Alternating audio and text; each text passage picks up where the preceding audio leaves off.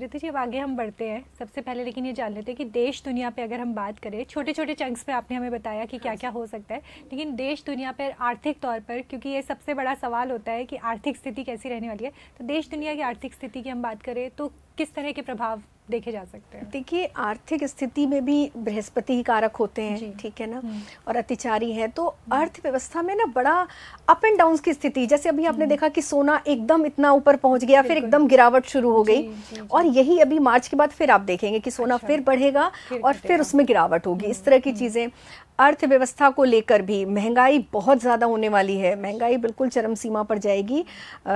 जून के बाद आप देखेंगे कि जो मिडिल पार्ट है ना वर्ष का, शुरू का और एंड का तो फिर भी थोड़ा सा नॉर्मल है, लेकिन जो मिडिल का है उसमें आप देखेंगे महंगाई बहुत ज़्यादा बढ़ेगी।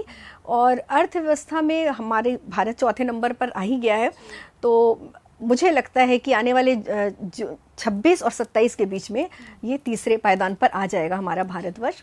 तो अर्थव्यवस्था को लेकर अच्छा ही है, अर्थव्यवस्था को लेकर ऐसा नहीं है कि बहुत आर्थिक मंदी या इस तरह की चीज़ें नहीं नज़र आ रही है। रिसेशन की स्थितियां बनेंगी क्या? नहीं, नौकरियों पे बात आएगी? मुझे लग रहा है नहीं बननी चाहिए। अच्छा। बिल्कुल नहीं बननी चाहिए ऐसी स्थिति। तो इस एक चीज़ को लेकर लोग थोड़ा सा शांति रख सकते हैं। बिल्कुल नौकरियां मिलेंगी लोगों को, क्योंकि सूर्य का भी वर्ष है और सूर्य नई अपॉर्चुनिटी, नई चुनौतियां भी लाता है, लेकिन नए अवसर भी लाता है, और राजा है, डोमिनेंस पावर बढ़ेगी लोगों में।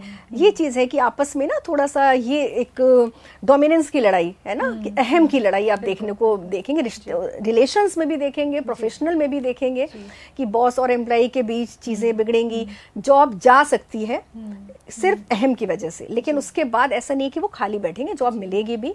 तो सूर्य और बृहस्पति का दोनों का मिला जुला प्रभाव है। अगर आप सोच समझ के निर्णय लेते हैं तभी आपका नेम और फेम दोनों बढ़ेगा। मतलब बुद्धि का इस्तेमाल, बुद्धि का इस्तेमाल इस बार जोश के साथ, क्योंकि जोश भी रहेगा, मंगल सूर्य का प्रभाव फायर एलिमेंट है, बृहस्पति लेकिन बैलेंस कर देंगे, तो आप थोड़ा जोश में होश नहीं खोना है, आपको सोच समझ के निर्णय लेना है। और इस साल बस ये और है कि जब भी दूसरों के लिए लोग कहते हैं ना गारंटी लेना या दूसरों के लिए कुछ करना, उसमें बड़ा सोच समझ के करें।